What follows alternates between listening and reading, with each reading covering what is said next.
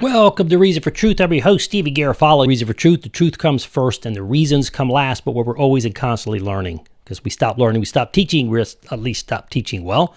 Teach a lot of theology, a lot of apologetics on this channel, and we do a lot, just dip right into what the culture's saying. And today, I want to share with you some words from Mr. Mark Zuckerberg.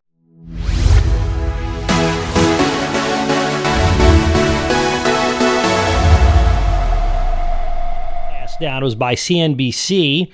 It was published Friday, March 18th, not too long ago, a couple of weeks, 2022 at 1:50 p.m. EDT. I guess that's Eastern Time. This is the title of the article. Mark Zuckerberg's advice for young people. Got to hear this one. Focus more on building relationships than being objective focused. Of course, that's what he thinks. Now, before we even read this article, it's exactly what a lot of technology wants to do, starting with Mr. Zuckerberg, because that's what makes him money. He wants you to do what he says, not what you think. That's why logic, asked Dr. Norman Geisler in seminary. Dr. Geisler, what's the most important class in seminary? He said it's logic, because if you get it wrong there, you get it wrong there forward with anything else that you learn. It's not seen as objective, but subjective. I'm going to read the article here. Facebook CEO Mark Zuckerberg walks to a meeting for technology regulations and social media issues on September 19th, 2019 on Capitol Hill, Washington, D.C. Perhaps that's where he made this statement.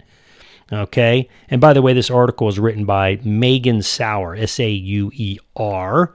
And you can check that article out if you want live. Now, it says this: most people know Facebook's dorm room origin, but according to Mark Zuckerberg, you may have learned the wrong lesson from it. On a recent episode of Lex, L-E-X, Fridman podcast, hosted by MIT computer scientist Lex Fridman, Zuckerberg said his initial ability to launch Facebook back in 2004 wasn't because he dropped out of college or abandoned any of his other interests.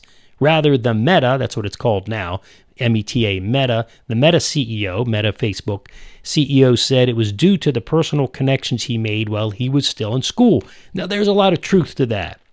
You know, schools are not exactly always the best education. It's also the circles you travel in. It's the people you meet. Now, I went to a seminary that had exposure to a lot of the top apologists. So by default, by God's grace, I found favor, and you could read my books. I'm endorsed by some of the greatest apologists of the world. That's because why? I was in those circles. So there's a lot of truth to what he said, but the education came first. He's saying that's not really the deal here. Education comes second, right? And he goes on, the article says this: who you spend time with in college, Zuckerberg said, is, quote, the most important decision, unquote, any student can make on campus. You become the people you surround yourself with, he explained. I think probably people are too. In general, objective focused and maybe not focused enough on the connections and the people who they're basically building relationships with.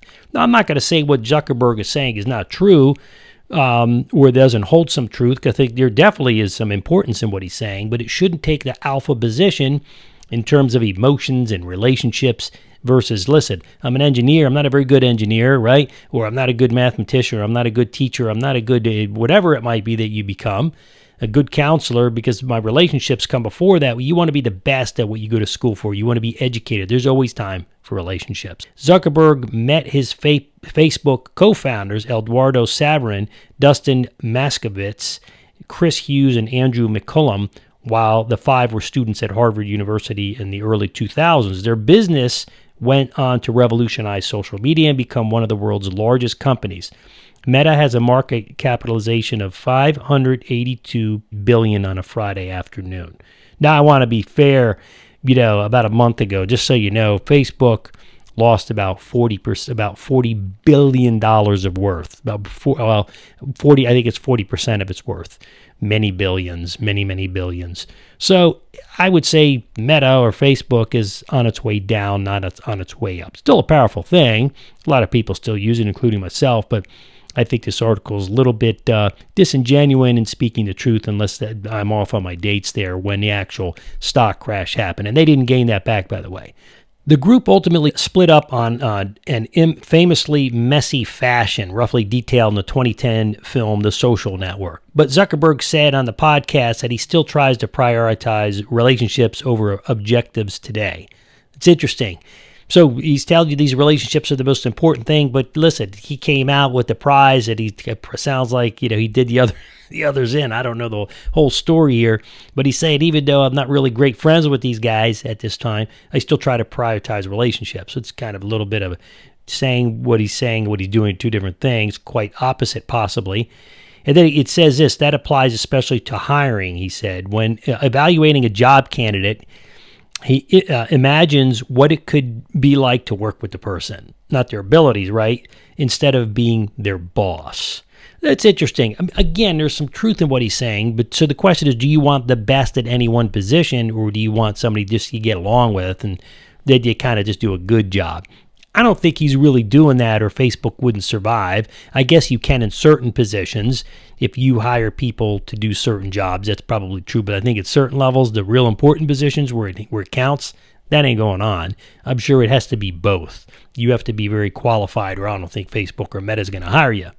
And then he goes on to say, quote, I will only hire someone, he says, to work for me if I could see myself working with them, unquote, he said. I believe that's true. That's not a bad way to be. It just, again, shouldn't be the lead. Zuckerberg said that strategy creates a work environment that's both more cohesive and more productive. If you work with people who share your values on a human level, you'll be more likely to smoothly achieve your work goals together. And it's all about finding personal compatibility, he said, not unlike choosing friends or a partner. This is not again, a lot of truth is what he's saying in what he's saying. I think the problem is the whole idea of just hanging out with friends and having a good time. That's part of his generational values. The problem comes down to you're not going to be competitive within the United States, and you're not going to be internationally competitive. Those values are important. Everything he's saying is important, but again, it shouldn't be the bedrock of how you run your business or how you build an organization. Those things are important, but if you find someone who's much better than you, right, and they could really move your organization forward, but you find him a little bit of a threat, it sounds like he's just not going to, he can't see himself working with them, perhaps. He doesn't like them. Let's say he just doesn't like them. Their dog is yellow. His dog is brown. I don't know. It just doesn't like it for that reason. What is he not going to hire him? He can hire a subpar guy? Interesting.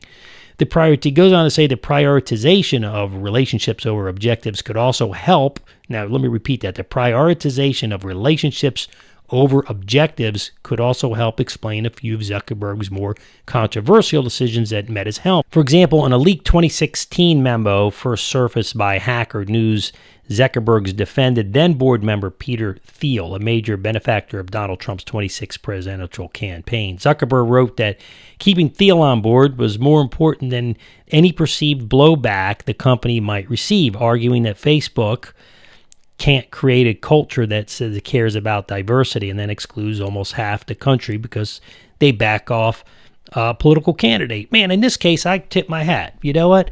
Zuckerberg, I'm going to give you credit on this one, man.